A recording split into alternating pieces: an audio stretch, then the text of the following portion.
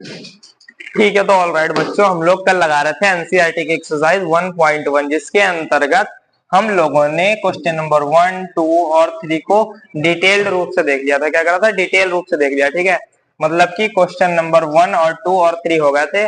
4 question और हैं उसी अभ्यास में। क्वेश्चन नंबर 4, 5, 6, 7 ये हम लोग आज की वीडियो में देखेंगे। ठीक है, बहुत ही आसान से क्वेश्चन है। सबसे पहले तो आप अपना माइंड फ्रेश कर लो बिल्कुल एकदम से, क्योंकि माइंड फ्रेश होगा तभी आपको जो है समझ में आएगा। ठीक है, ऑल क्लियर। तो चौथा क्वेश्चन है हमारे पास, वो कह रहा है कि भैया एचसीएफ क्या है। क्वेश्चन नंबर 4 कह रहा है एचसीएफ हमको दिया हुआ है किसका किसका, दो नंबर दिए हैं 306 और 657। 306 और 657 का कितना है, 9 है। ठीक है, ये हमको क्या है क्वेश्चन में दिया हुआ है। ठीक है, उसके बाद कह रहा है एलसीएम ज्ञात करिए। ठीक है, वो कह रहा है भैया क्या करो, एलसीएम ज्ञात करो किसका, 306 का और 657 का। तो भैया बहुत आसान क्वेश्चन है, इससे आसान कुछ होगा क्या। बस इतना सा क्वेश्चन है कि आपको क्या दिया है, एचसीएफ दिया है और आपको क्या ज्ञात करना है, एलसीएम ज्ञात करना है। तो भैया एक फॉर्मूला जो हमने आपको बताया था, क्या बताया था भैया, एलसीएम गुणे एचसीएफ बराबर क्या होगा, संख्याओं का गुणनफल। ठीक है, या इसको ऐसे भी लिख रहे थे, एलसीएम ऑफ ए बी, फिर LCM of HCF of A B equal to A multiply B. ठीक है, ऑल क्लियर, आपको पहले से पता है। ठीक है, तो भैया एचसीएफ हमको दिया है, एचसीएफ कितना है 9, और ए मल्टीप्लाई बी, देखिए ए मल्टीप्लाई बी नहीं दिया है, लेकिन हमको नंबर तो दिए है ना, ये ए होता है, ये क्या होता है, बी होता है। ठीक है, ये भी क्या है, ए है, ये क्या है, बी है। तो हमें बस कुछ नहीं करना है, हमको मतलब कहने का मतलब है हमको एचसीएफ दिया गया है। देखो एलसीएम जो है 306 और 657 का। ठीक है, ये हमको भाई नहीं पता है। ठीक है, लेकिन हमको एचसीएफ तो पता है ना, किसका किसका, 306 और 657 का, किसका, 657 का इक्वल्स टू, अब देखो ये हमने क्या लिखा है फॉर्मूला। ठीक है, एलसीएम जो होगा इसका इसका मल्टीप्लाई एचसीएफ जो होगा इसका इसका, तो कितना हो जाएगा, ए मल्टीप्लाई बी। कहने का मतलब है कि ए और बी को ऐसे ना लिखो, क्योंकि मैंने फॉर्मूला तो लिख दिया एक बार। ठीक है, इस फॉर्मूला का यूज करके अगली बार में क्या हो जाएगा, 306 मल्टीप्लाई बी की जगह पर भाई क्या हो जाएगा, 657, क्या हो जाएगा, 657। ठीक है, इतना क्लियर है। बस ये फॉर्मूला है, क्या है, एलसीएम जो होगा उसकी गुणा एचसीएफ से कराएंगे उन्हीं दो नंबर्स की, तो क्या हो जाएगा, दोनों संख्याओं का गुणनफल। ठीक है, ऑल क्लियर। तो हमको एचसीएफ दिया हुआ है, क्या दिया हुआ है, एचसीएफ। और जब हमको एचसीएफ दिया है तो एलसीएम में कैसे निकलेगा, एलसीएम जो होगा 306 और 657 का, वो भाई क्या हो जाएगा, 306 गुणे 657 और बटे में क्या हो जाएगा, 9। और बस आप लोग क्या करना है, इसको काट पीट के हल कर लेना है। ठीक है, बहुत आसान है। अगर मैं इसको काट दूं, ठीक है, 3 एकम 3, 102 आ जाएगा। ठीक है, 3 3 9। ठीक है, ये भी फिर से देखो 3 से कट जाएगा। ठीक है, इस तरीके से 3 3 9, 3 चक्कू 12 और 34 गुणे क्या हो जाएगा, एलसीएम 306 कॉमा 657, ये क्या हो जाएगा, 34 गुणे क्या हो जाएगा, 34 गुणे क्या हो जाएगा, 657। और आप इसकी गुणा कर लेना। ठीक है, आप इसकी क्या कर लेना, गुणा कर लेना, और वो क्या हो जाएगा, आंसर हो जाएगा। ठीक है, ऑल क्लियर। ये यहाँ पे क्या हो जाएगा, आंसर। ठीक है, अब मैं गुणा करके तो नहीं बताऊंगा। ठीक है, आपको बस ये गुणा करनी बची है, ये क्या हो जाएगा, आंसर हो जाएगा। All clear. तो यहाँ पर हमने देख लिया चौथा सवाल। ठीक है, इसका भी आप लोग एक बार स्क्रीनशॉट ले लें। ठीक है, चौथा सवाल। और एक बात, आप लोग बैठते हो ना, जैसे ही आप लोग वीडियो स्टार्ट करते हो, ठीक है, तो आपने वीडियो स्टार्ट करी, आपको अपना माइंड बिल्कुल एकदम क्या रखना है, फ्रेश, बिल्कुल फ्रेश माइंड। अगर आपका मन नहीं है ना, तो वीडियो स्टार्ट करके बैठ गए, पहला सवाल हो गया, दूसरा हो गया, तीसरा हो गया, चौथा हो गया, कोई मतलब नहीं। अगर माइंड ही नहीं फ्रेश है समझ में नहीं आएगी। लेकिन अगर माइंड फ्रेश है, ठीक है, माइंड फ्रेश है, तो चाहे मतलब जिस वे में आप पढ़ो, ठीक है, आपको सारे क्वेश्चन समझ में आएंगे, सारे टॉपिक समझ में आएंगे। ठीक है, तो आप लोग इसका एक बार स्क्रीनशॉट ले लें। तो ठीक है, ऑल राइट बच्चों। ठीक है, आपने देख लिया है चौथा क्वेश्चन। ठीक है, अगर आपने बिल्कुल फ्रेश माइंड मतलब अच्छे से आपने यूज करा होगा, ठीक है, बिल्कुल आपका पढ़ने का मूड है, तो आप आए होगा वीडियो पे, चौथा सवाल बिल्कुल क्लियर हो गया होगा। ठीक है, और कोई कठिन सवाल नहीं है। ठीक है, आप बढ़ते हैं पांचवें सवाल की तरफ। पांचवा सवाल क्या कह रहा है, जांच कीजिए कि क्या किसी प्राकृतिक संख्या n के लिए 6 की पावर n अंक 0 पर समाप्त हो सकती है। ठीक है, वो कह रहा है कि किसी प्राकृतिक संख्या n के लिए, ठीक है, कह रहा है जांच कीजिए क्या किसी प्राकृतिक संख्या n के लिए, यानी कि कोई भी नेचुरल नंबर, क्या है, कोई भी नेचुरल नंबर क्या है हमारे पास, n है, क्या है, n। ठीक है, कोई भी नेचुरल नंबर अगर हमने n ले लिया, ठीक है, स्मॉल n उसने दिया, इसका मतलब है कोई भी नेचुरल नंबर, मतलब कि उसने दिया है कि एक कोई भी स्मॉल नेचुरल नंबर है जिसके लिए 6 की घात n अंक 0 पर समाप्त होगा। देखो 6 की घात n अंक उसने हमको दिया है, क्या दिया है, 6 की घात n अंक। अब वो कह रहा है कि n के क्या किसी मान के लिए 6 की घात मतलब 0 पर समाप्त होगी, क्या n के किसी भी मान के लिए 6 की घात 0 पर समाप्त हो सकती है। तो भैया इसको कैसे देखेंगे, देखो इधर पहली बात तो ये कि n यहाँ पर लिखा है, ठीक है, क्या लिखा है n, तो n का मतलब है या तो n की वैल्यू 1 होगी या 2 3, मतलब n की वैल्यू कुछ भी हो सकती है, ठीक है। आप लोग ऐसा समझो कि n अगर उसने लिखा है तो हमें n से बस यही चेक करना है कि n की घात अगर 10 कर दी जाए तो 6 की घात 10 का मान क्या होगा, और होगा हमें मान से नहीं मतलब है, क्या उसका इकाई कांक क्या होगा, शून्य होगा, मतलब कि वह शून्य पर समाप्त होगी, मतलब जो भी वैल्यू निकलेगी 6 की पावर n की, जैसे 6 की घात 1 की वैल्यू कितनी 6, 6 तक 36, और इस हिसाब से अगर हम देखें तो लास्ट में देखते हैं हम बार बार क्या आता रहता है 6, लेकिन हमको ये मतलब जांच करनी है कि क्या n के लिए इकाई कांक मतलब 0 पर समाप्त हो सकता है कि नहीं 6 की पावर n में, समझ में आई बात नहीं, किसी भी नेचुरल नंबर n के लिए 6 की घात n 0 पर समाप्त हो सकता है नहीं। तो देखो इसको कई तरीके से आप समझ सकते हो। सबसे पहला मेथड तो यही कि आप लोग 6 की घात 1 निकाल दो, 6 की घात 2, 6 की घात 3, और इस तरीके से आप कह सकते हो कि हर बार जो है इकाई कांक कितना आ रहा है 6, अतः किसी भी नेचुरल नंबर के लिए हम देखते हैं कि इकाई कांक 6 होगा, ठीक है। लेकिन ये मेथड जो है नहीं अपनाना चाहिए, ठीक है, हर जगह पर ये मेथड नहीं होता। जैसे 3 की घात अगर बात करें तो 3 की घात 1 पर देखो कितना आता है 3, 3 की घात 2 पर कितना आ जाएगा 9, 3 की घात 3 पे कितना आ जाएगा 27, कहने का मतलब इकाई कांक देखो आप बदल रहा है कि नहीं, तो इसलिए इस कॉन्सेप्ट का तो हम यूज नहीं करेंगे। हालांकि 6 की घात में ऐसा नहीं है बार बार 6 आपको मिलता है, ठीक है, लेकिन फिर भी हम इस वाले कॉन्सेप्ट का यूज नहीं करेंगे, ठीक है। एक कॉन्सेप्ट और जो शायद आपने पढ़ा हो नहीं पढ़ा हो, लेकिन मैं आपको बता दूं कि अगर कोई चीज है 2 गुणे 5, ठीक है, 2 गुणे 5, अगर कोई भी चीज है जिसको हम लिख सकते हैं 2 गुणे 5, या किसी भी संख्या का अभाज्य गुणनखंड में 2 और 5 आता है नहीं 2 और 5 आता है, इसका मतलब जैसे कोई संख्या है उसका अभाज्य गुणनखंड 2 गुणे 5 गुणे 7 है, तो इस अभाज्य गुणनखंड में क्या है 2 और 5 आता है, ये अगर सिर्फ है तो ये 10 का है, और क्या है 2 और 5 इसमें है, ठीक है, हल के लिए, तो ये क्या है 2 और 5 इसमें आता है, कोई भी आप उठा लो, मतलब 2 गुणे 3 गुणे 3 गुणे 5, तो इसमें भी क्या है 2 और 5 आता है। तो ऐसी संख्याएं जिसके अभाज्य गुणनखंड में 2 और 5 क्या है आता है, ठीक है, ऐसी संख्याएं जिसके अभाज्य गुणनखंड में 2 और 5 आता है, उनके ऊपर आप चाहे जितनी घात लगा दो तो क्या हो जाएगी, उसकी इकाई अंक शून्य पर समाप्त होगी ही होगी, ठीक है, चाहे तुम उसके ऊपर एक घात लगा दो, चाहे 2 चाहे 3, जैसे कि फॉर एग्जाम्पल, ठीक है, एक बहुत छोटा, सबसे पहले तो एग्जांपल है 2 पंचे कितना होता है 10, 10 के ऊपर एक घात लगाओगे 10 आएगा, 2 घात लगाओगे 100 आएगा, 3 घात लगाओगे 1000 आएगा, 4 घात लगाओगे 10,000 आएगा, ठीक है। लेकिन अगर मैं मान लूं कि अगर कोई ऐसा है, ठीक है, 2 गुणे 3 गुणे 5, तो भैया 2 और 5 क्या है इस गुणनखंड में क्या है आता है, ठीक है, 2 और 5 आता है, ठीक है, लेकिन 3 एक्स्ट्रा है ना, हमको उससे नहीं मतलब, दो कितना बन जाएगा 2 पंचे 10 दिया 30, तो भैया 30 की घात 1 का मतलब 30, 30 की घात 2 का मतलब 3 दिया 9 2 0, ठीक है, इस हिसाब से समझ में आई बात, मतलब 0 पर समाप्त होगी अगर उसके गुणनखंड में 2 और 5 आता है, 2 और 5 है नहीं 2 और 5 आता है, ठीक है, मतलब 2 और 5 आना और 2 और 5 ही होना बहुत बड़ा फर्क होता है, ठीक है। 2 और 5 जैसे इसमें भी आता है, 2 तो 5 10 70, अब 70 का आप करोगे तो 70 की घात 2 कितना रहेगा 4900, ठीक है, तो कोई दिक्कत नहीं है, 2 और 5 आता है ना कि 2 और 5 होता है, समझ गया नहीं मेरी बात। किसी भी संख्या के अगर अभाज्य गुण, जैसे कि यहाँ पे क्या है 6, अब हम इसको दिखाएंगे कि 6 का अभाज्य गुण क्या होता है 2 गुणे 3 होता है, तो 2 गुणे 3 में क्या है 2 तो आया लेकिन 5 नहीं आया, क्या नहीं आया 5, तो अगर 5 नहीं आया तो इसके ऊपर हम चाहे जितनी घात लगा दें, ठीक है, देखिए 2 और 5 दोनों का आना जरूरी है, ठीक है, अगर 5 नहीं आया तो भी कोई मतलब नहीं है, 2 नहीं आया सिर्फ 5 आया तो भी कोई मतलब नहीं, ठीक है। तो अगर 2 गुणे 3 ही आया मतलब कि 5 नहीं आया, तो इसके ऊपर चाहे हम एक घात लगा दे चाहे 2 चाहे 1000 घात भी लगा देंगे ना, तो भी क्या होगा इसका इकाई का अंक शून्य पर समाप्त नहीं होगा, ठीक है, या वह संख्या क्या होगी शून्य पर समाप्त नहीं होगी। ऑल के लिए तो हम इस सवाल को भाई करेंगे कैसे, ठीक है, हम करेंगे कि हम जानते हैं कि जिस भी संख्या के अभाज्य गुणनखंड में 2 और 5 आता है वह संख्या शून्य पर समाप्त हो सकती है, ठीक है। उसके बाद हम लिखेंगे अतः 6 के अभाज्य गुणनखंड, उसके बाद हम इसको भाई निकाल देंगे, ठीक है, 6 का भाई कैसे निकाल देंगे 2 3 6, 3 1 कम 3, ठीक है, 6 के अभाज्य गुणनखंड 2 गुणे 3 है, हम ऐसे लिखेंगे, ठीक है, 6 के अभाज्य गुणनखंड क्या है 2 गुणे 3, चूंकि 6 के अभाज्य गुणनखंड में 2 गुणे 3 नहीं आता है, ठीक है, 6 के अभाज्य गुणनखंड में 2 गुणे 3 नहीं आता है, सॉरी 2 गुणे 5 नहीं आ रहा है, सिर्फ और सिर्फ क्या आ रहा है 2 गुणे 3 आ रहा है, ठीक है, तो हम लिख देंगे कि अतः 6 की घात n कभी भी शून्य पर समाप्त नहीं होगी, ठीक है। तो वो कह रहा था कि जांच कीजिए, ठीक है, तो हमने जांच कर ली और हमने निष्कर्ष निकाल दिया, क्या निष्कर्ष निकाला कि 6 की घात n जो है वह कभी भी क्या होगी शून्य पर समाप्त नहीं होगी, ठीक है। All clear.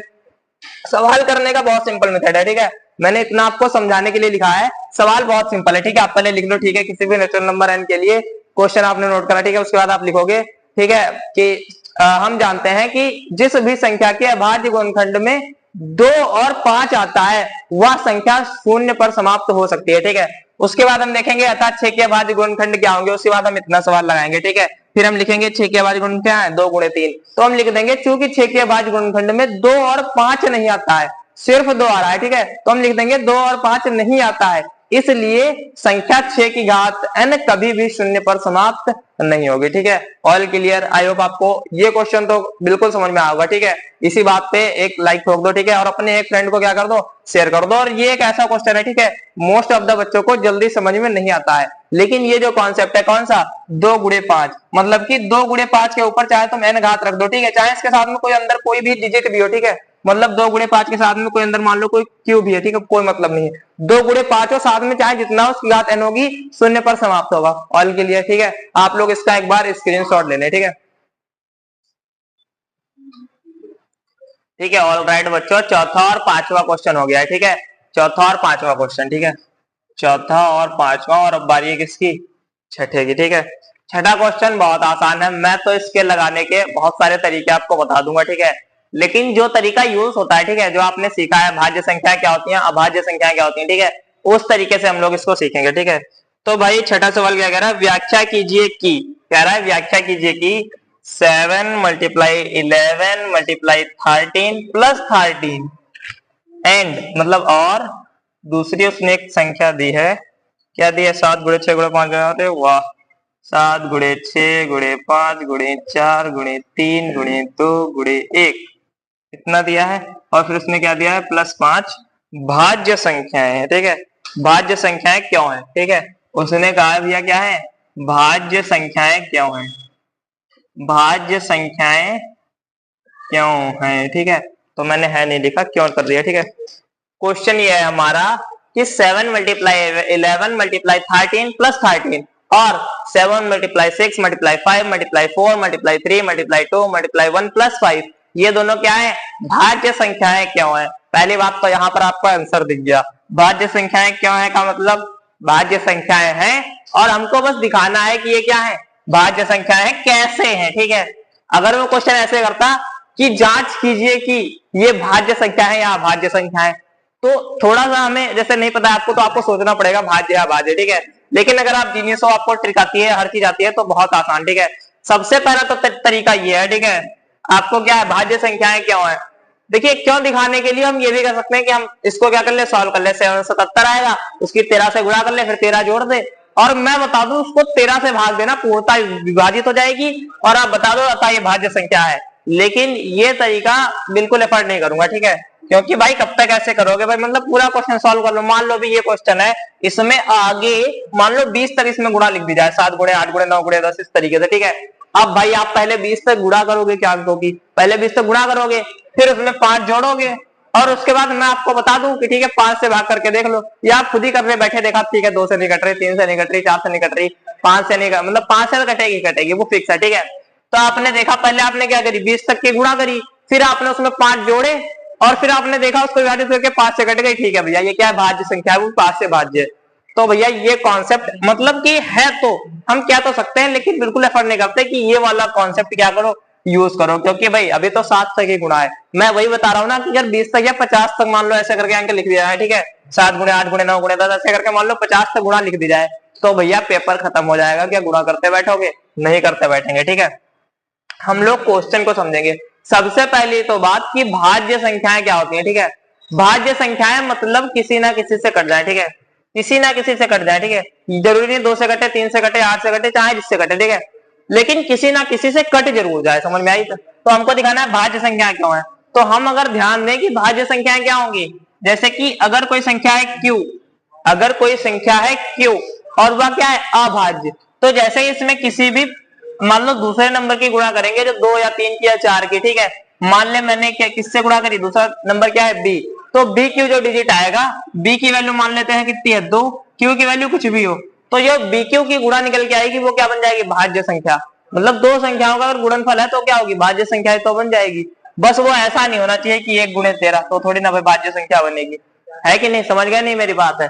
आपको क्या दिखाना है, भाज्य संख्या है, देखिए सम संख्या और भाज्य संख्या, ठीक है, सम संख्या की बात होती है तो 2 मल्टीप्लाई n कर देते हैं, ठीक है, n की वैल्यू कुछ भी रख लो क्या हो जाती है सम संख्या। विषम संख्या की बात करते हैं तो कर देते हैं 2n + 1। लेकिन जब बात करेंगे भाज्य संख्या की तो भैया यहाँ पर 2 नहीं रखेंगे, क्या रखेंगे, कुछ और रख लेंगे, ठीक है, मान लेते हैं qn या bn, कुछ भी अपने हिसाब से हमने रख लिया कि उसका कम से कम एक मल्टीपल तो है और n की वैल्यू 2 से बड़ी होनी चाहिए, ठीक है, n की वैल्यू 2 से बड़ी, क्योंकि अगर 1 से बड़ी हुई या 1 हुई तो मान लिया इधर वाला क्या है 3 और मल्टीप्लाई 1, तो भैया क्या आ गई अभाज्य संख्या नहीं बना, तो n की वैल्यू क्या हो जाए 2 से बड़ी हो जाए। ऐसा कह सकते हैं नहीं कह सकते हैं, बिल्कुल सही बात। कहने का मतलब हम बिल्कुल ऐसा दिखा दें कि अगर एक संख्या है और दूसरी कोई तो संख्या है जिसकी क्या हो रही है गुणा, तो अगर हम इसमें ध्यान दें, ठीक है, इसमें इन दोनों पद में देखिए पद क्या होता है, सबसे पहली बात कक्षा 10 में आपको पद पता होना चाहिए, ठीक है, तो जहां से भी प्लस और माइनस लगता है, ठीक है, तो इसमें कहां पर लगा है, यहाँ पर लगाया ना प्लस, तो यहाँ से एक पद स्टार्ट हुआ, ठीक है, एक पद ये है, इससे पहले वाला भी क्या है एक पद है, ठीक है, एक पद ये है, यहाँ से प्लस लगा, यहाँ से दूसरा पद है, अगला पद क्या है 13, ये इतना बड़ा पद है, ठीक है, तो हम कुछ नहीं करेंगे, क्या करेंगे इसमें से 13 कॉमन ले लेंगे, ठीक है, दोनों पदों से हमने क्या करा 13 को हमने क्या कर लिया कॉमन ले लिया, ठीक है, तो इधर में क्या बचेगा 7 गुणे 11, आगे क्या बचेगा प्लस का 1, क्योंकि उधर 13 ही था और हमने 13 में से 13 कॉमन लिया तो क्या बचेगा प्लस का 1 बचेगा, ठीक है, ऑल क्लियर है। ऑल अगर क्लियर है तो हम बस देख लें, बस यहीं पे ये क्या हो गया 13 हो गई, गुणा हो गई, अंदर भी क्या है कोई संख्या है जो कि 1 से बड़ी है, ठीक है, समझ में आई बात, ये तो पहले से ही 13 है, अंदर कोई संख्या है जो कि क्या है 1 से बड़ी है, तो जैसा ही ऐसे हुआ जैसा ही ये हुआ तुरंत हम दिखा देंगे ये किस फॉर्म में है, बीक्यू फॉर्मेट में है, ठीक है, समझ में आई मेरी बात, ये क्या है एक बीक्यू फॉर्मेट में है, और जो बीक्यू फॉर्मेट में जो संख्याएं होती हैं वो क्या होती हैं भाज्य संख्याएं होती हैं, समझ में आई बात, मतलब पूरा सवाल नहीं लगाना पड़ेगा हमको, दोनों पदों से या जितने भी पद होंगे सबसे एक चीज अगर कॉमन मिल जाए, सबसे अगर कोई चीज हमको कॉमन मिल जाए तो हम क्या कर देंगे तुरंत दिखा देंगे ये क्या हो गई भाज्य संख्या। देखिए मल्टीप्लाई में लिखे हैं ना दो चीजें, क्या हो गई भाज्य संख्या हो गई, ठीक है। ऐसे ही यहाँ पर अगर बात करें तो हमको क्या कॉमन मिल जाएगा 5 इधर है, इधर से क्या निकाल ले 5, अगर हम 5 कॉमन निकाल लें तो इधर पे क्या बचेगा 7 गुणे 6 गुणे 5 तो कॉमन निकाल लिया, 4 गुणे 3 गुणे 2 गुणे 1 और आगे क्या बचेगा प्लस का 1, क्योंकि उधर से हमने 5 को कॉमन निकाल लिया, ठीक है। इतना जैसे हुआ तो भाई क्या हो गया ये 5 लिखा है, मल्टीप्लाई में दूसरा डिजिट है, ये भी एक क्या हो गई भाज्य संख्या हो गई, क्या हो गई भाज्य संख्या,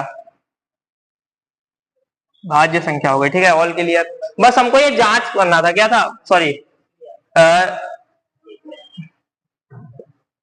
एक मिनट, व्याख्या करनी थी, क्या करनी थी व्याख्या, व्याख्या करें, ठीक है, व्याख्या करें कि ये भाज्य संख्या क्यों है, तो भैया व्याख्या हो गई, जैसे हमने इसको ऐसे दिखा दिया ये तुरंत व्याख्या हो गई कि ये इस वाले फॉर्मेट में है इसलिए ये क्या है भाज्य संख्या है, जैसे ही हमने इसको ऐसे रख दिया तुरंत इस वाले पूरे टर्म की व्याख्या हो गई कि भैया ये क्या है एक भाज्य संख्या है और ये भी क्या है एक बीक्यू फॉर्मेट के रूप की है, ठीक है, जहां भी एक से बड़ा है, ठीक है, एक नहीं क्या है एक से बड़ा है और क्यों भी क्या है कोई दूसरा नंबर है, ठीक है।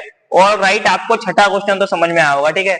अगर छठा क्वेश्चन नहीं समझ में आया तो आप लोग क्या करोगे वीडियो को थोड़ा सा पीछे करके दोबारा से देख लो, ठीक है, दोबारा से देखोगे गारंटेड समझ में आ जाएगा, ठीक है, क्योंकि बहुत ही इजी सवाल क्या है बहुत ही इजी और बहुत ही इंपॉर्टेंट भी सवाल है, ठीक है, बहुत ही इंपॉर्टेंट सवाल है, बोर्ड में आने लायक सवाल है, ठीक है, क्योंकि पता तो है भैया कि ये भाज्य संख्या है लेकिन ये नहीं पता है कि क्यों है, समझ में आई मेरी बात, तो बोर्ड में आने वाला इसलिए इंपॉर्टेंट है कि भाज्य संख्या तो हमको पता है कि है, क्योंकि इधर भी 13 इधर भी 13 या मान लो गुणा करके तुमने खुद देख लिया कि ठीक है भैया कट रही है, ठीक है, लेकिन क्यों है ये सिद्ध कैसे करेंगे, ठीक है, इसके लिए मेथड है, ठीक है, समझ में आई मेरी बात, ये क्या है बीक्यू फॉर्मेट लिखा है, ठीक है, भाज्य संख्या, समझ में आई मेरी बात, ये कोई ऐसा नंबर हो जाएगा, ठीक है, सिलेबस में नहीं आपके यूक्लिड विभाजन प्रमेयिका के अनुसार ये क्या होना चाहिए बीक्यू प्लस 0, ठीक है, एक कोष्ट क्या होना चाहिए बीक्यू प्लस 0, तो क्या हो जाएगी भाज्य संख्या, समझ में आई मेरी बात, क्या हो जाएगी भाज्य संख्या। ऑल क्लियर, आप लोग इसका भी एक बार स्क्रीनशॉट ले लें,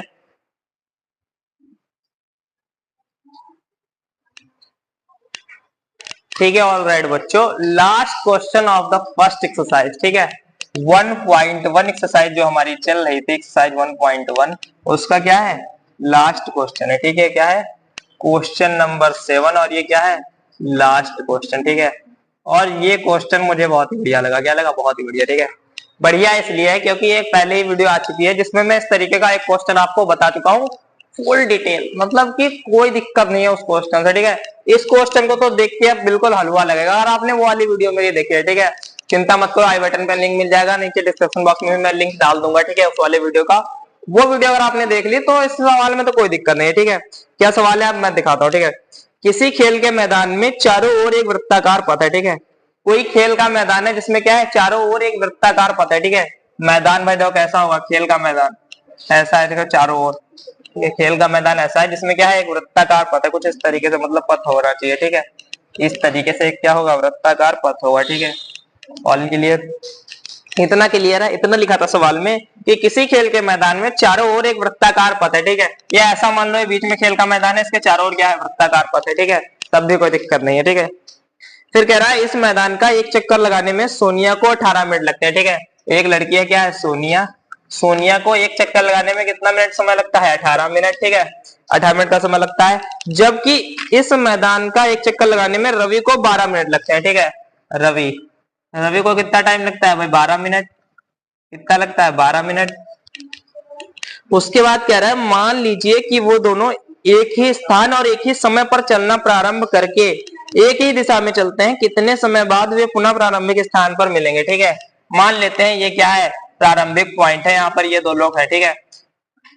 एक सोनिया है, एक क्या है, रवि, ठीक है। एक ही दिशा में, एक ही साथ, एक ही समय पर चलना दोनों ने प्रारंभ किया, ठीक है। तो भैया सोनिया भी चली और रवि भी चला, ठीक है। तो 12 मिनट बाद रवि आ जाएगा यहाँ पे, ठीक है। 12 मिनट बाद रवि फिर से यहाँ पे आ जाएगा, ठीक है। 12 मिनट, ठीक है। ऑल क्लियर है, इतना है 12 मिनट, ठीक है। 12 मिनट बाद रवि आ जाएगा और 18 मिनट बाद क्या आ जाएगी, सोनिया आ जाएगी। देखिए ये जो मैं सवाल इस तरीके से अब लगवा रहा हूँ, ठीक है। ध्यान दो आप कि ये जो सवाल मैं इस तरीके से अब मैं बताने जा रहा हूँ, ठीक है। ये मतलब सेम क्वेश्चन तो नहीं है, ठीक है। यहाँ पर मैंने दूसरे नाम यूज किए हैं, या एक बहुत ही बढ़िया, वो बहुत ही बढ़िया ज्यादा अच्छा एग्जाम्पल है, ठीक है। उसकी लिंक मैं आई बटन पे दे दूंगा, आप लोग वहां से जाके देख लेना, ठीक है। कोई दिक्कत नहीं है। आपको सीधे सीधे उस वीडियो को देखने के बाद पता होगा कि ये क्या निकलेगा, 12 और 18 का क्या निकलेगा, एलसीएम निकलेगा। क्या निकलेगा, 12 और 18 का एलसीएम जो होगा उतने समय बाद, एलसीएम 12 18, ठीक है। ये जो चीज होगी ये क्या होगी, इतने समय के बाद ये दोनों वापस क्या होंगे, प्रारंभिक बिंदु पर मिलेंगे। समझ में आई मेरी बात। कहने का मतलब मैं फिर से बता देता हूँ कि भैया ये 12 मिनट पे है, तो ये 24 मिनट बाद इसके 2 राउंड हो जाएंगे, 36 मिनट बाद इसके 3 राउंड हो जाएंगे, लेकिन 36 मिनट बाद इसके 2 ही राउंड होंगे। समझ में आई नहीं मेरी बात, क्योंकि 18 मिनट में इसका एक, तो 36 मिनट में इसके कितने राउंड, 2। इसके 36 मिनट में कितने राउंड, 3। लेकिन 36 मिनट बाद क्या होंगे, दोनों लोग एक ही पॉइंट पर होंगे, नहीं होंगे, हाँ बस एक राउंड उसका ज्यादा लगा है, लेकिन फिर से दोनों लोग क्या होंगे, स्टार्टिंग पॉइंट पे। या आप क्या कर लो, 12 और 18 का क्या कर लोगे, एलसीएम निकाल लोगे। 2 छंग 12, 2 नाम 18, 2 तिया 6, 9 ऐसे ही, ठीक है। 3 एकम 3, 3 तिया 9 और 3 एकम 3, इस तरीके से। तो आप देखो इधर 2 दूनी 4 तिया 12 और 12 तिया कितना आ गया, 36। कितना आया एलसीएम, कितना आया इसका, 36 आया, नहीं आया बताओ मुझे, 36 ही तो आया। और ये जो ये प्रॉपर चीज है, ठीक है। फुल डिटेल जानने के लिए पूरी प्लेलिस्ट को आप लोग क्या कर लो, एक्सेस कर लो, ठीक है। प्लेलिस्ट को आप लोग क्या कर लो, बुकमार्क कर लो। बहुत ही बढ़िया प्लेलिस्ट लेके आए हैं, क्लास 10th फुल कोर्स है, ठीक है। क्या है, क्लास 10th फुल कोर्स मिलेगा, ठीक है। वो भी चैप्टर वाइज क्या मिलेगा, फुल कोर्स आपको मिल जाएगा, फुल कोर्स। और वो भी क्या मिल जाएगा, चैप्टर वाइज, ठीक है। चैप्टर वाइज, वो भी बेस्ड ऑन एनसीईआरटी एक्सरसाइजेस, जिसमें कि अब काफी सारी चीजें हटा दी गई हैं, लेकिन जो आपके पढ़ने के लिए आवश्यक है, आपको आना ही चाहिए, वो भी मैं आपको इसमें साथ में बताना चलूंगा। इनफैक्ट लगभग फर्स्ट चैप्टर की जितनी भी थ्योरेटिकल चीजें हैं, जितनी भी मतलब फर्स्ट चैप्टर की जितनी भी भूमिका से लेकर जितना थ्योरेटिकल बेस्ड पढ़ने वाला पोर्शन है, सब मैं पढ़ा चुका हूँ। अब मैंने एक्सरसाइज को स्टार्ट किया, पहली एक्सरसाइज को, ठीक है। तो आप लोग इसको देखें, जरूर देखें, प्लेलिस्ट को एक्सेस करें, चैनल को सब्सक्राइब करें और अपने एक फ्रेंड को क्या करें, शेयर करें, ठीक है। धन्यवाद।